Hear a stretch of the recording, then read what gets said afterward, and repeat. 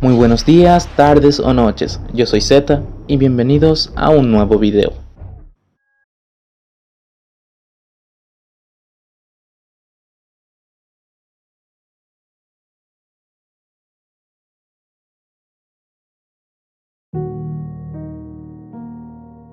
En el interior de la República del Paraguay, entre el departamento de Guairá y Caazapá, están sucediendo cosas muy extrañas, cosas que no he escuchado que sucedan en otros lugares, al menos de esta forma en particular, cosas que han sucedido desde tiempos muy ancestrales hasta hoy en día. Hoy les haré adentrarse detalladamente a los sucesos más escalofriantes de los cuales he tenido conocimiento. Bueno, podemos comenzar diciendo que en estos lugares existe una vegetación densa en su mayoría. Aún así, existen algunos campesinos que tienen grandes cantidades de animales, como caballos, cerdos y vacas. Resulta ser que desde tiempos inmemorables, estos ganados han sido hallados sin vida, en formas muy improbables para ser naturales. El problema no es que los animales se pierdan, ni siquiera que alguien los robara. El problema es que no se conoce criatura, ni humano capaz de hacerlo de esta forma. El primer caso que conocí fue en las afueras de Angamburubí. 2 vacas lecheras de un tamaño considerable simplemente desaparecieron.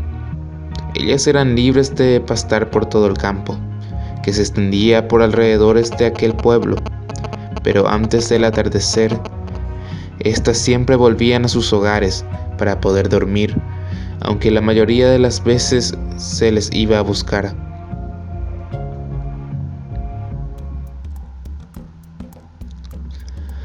Como en este día que Juan y José, de 10 y 12 años respectivamente, salieron unas horas antes del atardecer en busca de sus animales. Contaban con una manada de 7 vacas y vaquillas. Las buscaron por todos los lugares que solían frecuentar. Incluso revisaron cada rincón para ver si no quedaron atrapadas en algún matorral o algo por el estilo. Poco a poco iba oscureciendo. Los hermanos, ya desesperados por lo furioso que se pondrían sus padres si no los encontraran, decidieron buscar más allá de los lugares donde un animal así quisiera adentrarse. Cerca del campo existía un estero que daba con un arroyo más o menos caudaloso. Al cruzar por el agua a unos cuantos metros se encontraba un pequeño bosque. Cuando los rayos del sol comenzaban a volverse naranja, se adentraron en él. Caminaron solo unos pasos antes de escuchar levemente el sonido. Era un mugido apagado. Corrieron con todas sus fuerzas para ver de dónde provenía. A unos 20 metros encontraron su animal, solamente que éste se encontraba sollozando en el suelo, totalmente volcado con las 4 patas para arriba. José y Juan se quedaron petrificados al ver semejante cosa. La boca de aquellos animales estaba ensangrentada, con rasgos de una brutalidad que no se veía ni en las carnicerías. Unos segundos después, un viento gélido los atravesó y escapó rápidamente a lo más profundo del bosque. Los niños, después de asimilar lo que habían visto, salieron corriendo a avisar a sus padres. Aquellos padres, acompañados de diversos curiosos, fueron al lugar y comprobaron efectivamente lo que los niños informaron. Al revisar más detalladamente los animales, se percataron de que a ambos le faltaba la lengua. Esto despertó un terror profundo, no solamente a aquellas personas, sino a todo el pueblo. ¿Qué criatura era capaz de hacer semejante cosa? Para aclarar, no existe animal capaz de extirpar de esa forma la lengua a una vaca, mucho menos los humanos. Este incidente es el primer hecho que recuerdo, pero eso no quiere decir para nada que no hayan ocurrido antes. E incluso me animo a decir que esto lleva cientos de años coexistiendo con nosotros. Otro caso en particular que recuerdo, o caso se podría decir, ya que sucedió varias veces, es el que contaba una familia que vivía al otro lado del pueblo. Esta familia tenía a su cuidado una gran cantidad de ganado, ya que estaban encargados del cuidado de una estancia completa. Me animo a decir que los animales en aquella estancia eran constantemente acechados por lo que sea que fuera aquella cosa. En ocasiones se encontraban por las mañanas una pila de cadáveres de vacas sin lengua. Como la casa se encontraba pegada a la estancia, muchas veces se escuchaban como los animales estaban inquietos, al punto de escuchar mugidos, a veces durante toda la noche y otras veces solo un par de minutos. Pero cada vez que esto sucedía por las noches, era casi seguro que despertaban encontrando un animal sin lengua.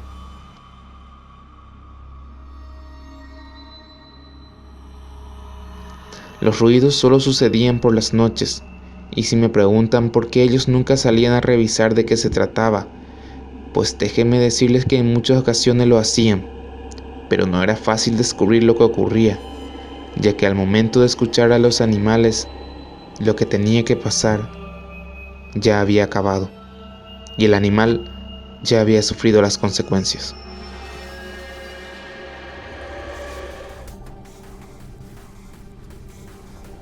Como los casos no paraban de suceder, decidieron montar una guardia. Eran 4 los hombres adultos y se turnaron de a 2 cada noche, bien equipados con armas, linternas y otras herramientas. En una de esas noches de guardia, empezaron a sentir una presencia acechadora en la estancia. Se quedaron en completo silencio, mientras el viento empezaba a soplar cada vez más fuerte. Con un aliento helado, sintieron un escalofrío tremendo. Los animales tampoco tardaron en sentirlo y empezaron a alborotarse. Los guardias se encontraban a unos 20 metros de las vacas. En un momento, el viento formó un remolino intenso entre estos animales. Empezaron a gemir incontrolablemente.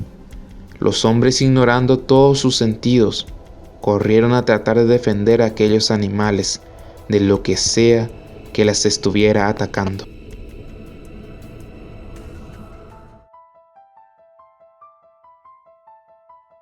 Cuando llegaron junto a ellas, el remolino se dispersó rápidamente, tanto así que no llegaron a divisar nada dentro de él. Así como el remolino apareció, repentinamente también desapareció.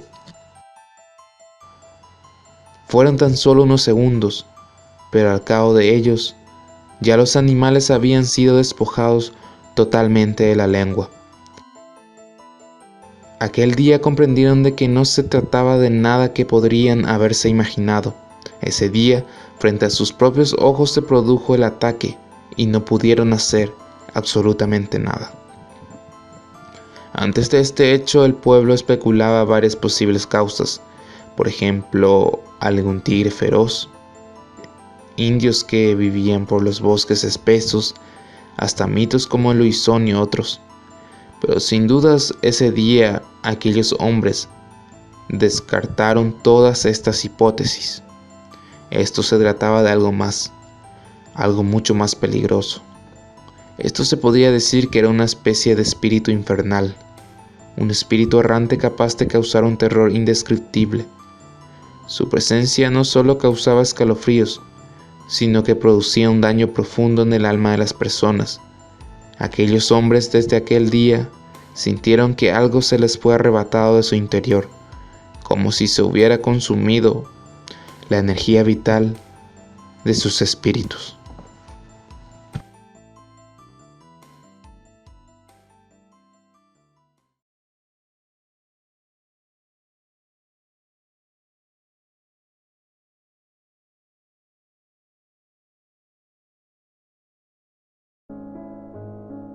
En una remota mañana, Tupá y Arasú bajaron a la tierra e instalados sobre una colina de Areguá, crearon los mares y los ríos, los bosques, las estrellas y todos los seres del mundo. El espíritu maligno se decide ahora a atacar. Para aparecer en la tierra convierte su repugnante cuerpo en el de un joven apuesto y elegante. Vestido como un extranjero, acierta a pasar por la aldea donde Keraná duerme sus dulces sueños. Lleva entre sus manos una flauta mágica